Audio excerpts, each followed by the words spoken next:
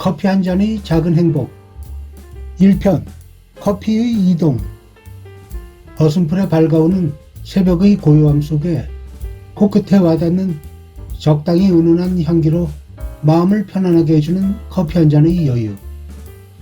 세계인의 사랑을 받고 있는 커피는 커피나무 열매의 씨를 볶아 가루로 낸 것을 물이나 증기로 우려내어 향기와 함께 마시는 단맛, 산미, 향미, 바디, 후미 등의 맛을 느낄 수 있는 갈색의 음료로 1년에 세계적으로 약 6천억 잔이 소비된다고 합니다. 이 커피를 마시다가 문득 커피의 기원은 어디에서 시작되었을까 하는 궁금증이 생겨서 알아보았습니다. 커피가 식용으로 시작된 것에는 두 가지 전설이 있는데, 하나는 예멘의 모카설이며 대개의 전문가들이 인정하는 전설에 따르면 최초로 커피를 발견한 사람은 7세기경 에티오피아 아비시니아 지방에 살았던 목동 칼디였던 것으로 추정합니다. 커피나무는 7세기 이전부터 에티오피아의 고지대에서 자생하고 있던 것으로 추정되는데, 염소 목동이었던 칼디는 염소들이 이상하게 생긴 붉은 열매를 먹고 있는 것을 보면서도 그 열매가 독이 없다는 것을 알고 있었기 때문에 먹도록 내버려 두었습니다. 그런데 어찌된 일인지 붉은 열매를 먹은 염소들은 모두 활동적이 되어서 이리저리 힘차게 뛰어다녔습니다. 몇 번이나 그런 현상을 본 칼디는 염소들이 먹던 열매를 따가지고 집으로 돌아와 물에 끓인 후 마셔보았더니 피곤했던 몸에 새로운 기운이 나면서 정신이 맑아지고 기분도 상쾌해지는 것을 느끼고는 이 신기한 사실을 인근 이슬람 수도원의 수도사들에게 알렸습니다. 그런데 그 이야기를 들은 수도사들은 이 열매가 악마의 것일지도 모른다는 두려움 때문에 모두 불 속에 던져버렸습니다. 그러자 불 속에 던져버린 커피 열매가 불에 타면서 특이하고 향기로운 냄새를 내기 시작했습니다. 수도사들은 곧바로 불에 타다 남은 열매를 수거하여 뜨거운 검은색 음료를 만들게 되었고, 이 음료가 잠을 쫓는 효과가 있다는 사실도 알아내서 그때부터 수도사들은 밤에 기도할 때 졸지 않기 위해 이 음료를 마시게 되었다고 전해집니다. 현재 학계에서 칼디의 전설을 유력한 커피의 기원설로 보고 있는 이유는 에티오피아가 아프리카 최대의 아라비카 원두를 생산하는 커피 생산국이었고, 또한 아라비카 품종도 이 나라에서 처음으로 나왔기 때문입니다.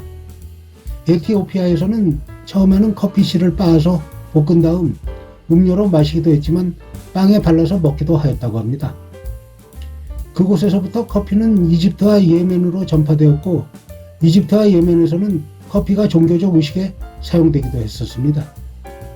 서기 9에서 10세기에는 의학자, 물리학자, 연금술사였으며 천연두와 홍역을 최초로 연구한 이슬람 세계를 대표할 수 있는 최고의 임상의학자로 이란에서 출생한 알-라지가 커피 열매에 대한 기록을 남긴 것에서 보듯 이미 아랍인들과 페르시아인들 사이에서 커피가 알려져 있었지만, 당시에는 커피를 갈아서 음료수로 마시는 방식이 보편화되지 못했고 그냥 약재로만 알려졌었습니다.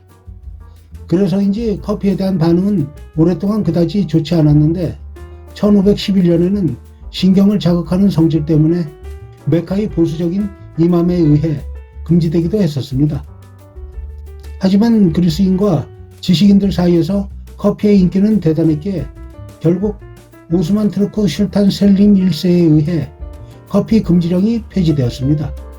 이후 1554년 이스탄불에 세계 최초의 커피 가게인 카페 키바한이 들어서게 되었습니다.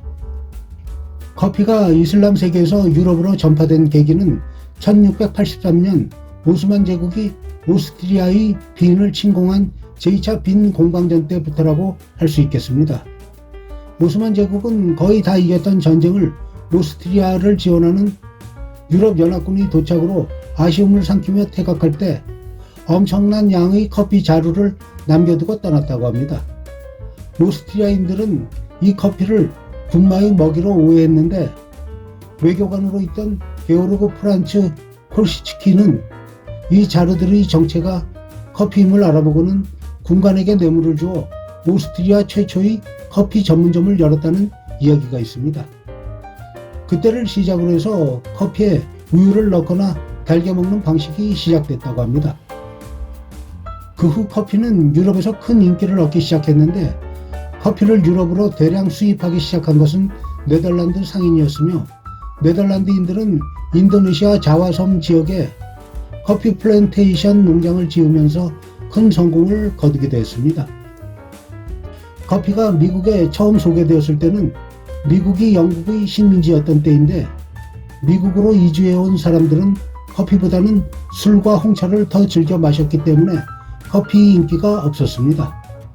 당시 영국은 미국으로 수출하는 홍차에 무거운 세금을 부과하고 있었는데, 이에 미국이 네덜란드를 통해 싼 값의 홍차를 수입하자 영국은 법으로 네덜란드로부터 홍차의 수입을 금지했습니다. 이 수입 금지 법안에 분노한 미국인들은 1773년 12월 홍차가 실려있던 영국 상선을 기습하여 홍차를 모조리 보스턴항에 던져버렸는데, 홍차가 얼마나 많았든지 바닷물이 온통 주홍색의 홍차 색깔로 변했습니다. 이에 영국은 1774년 보스턴항을 폐쇄했지만 그 이듬해인 1775년 미국의 독립전쟁이 시작됐습니다.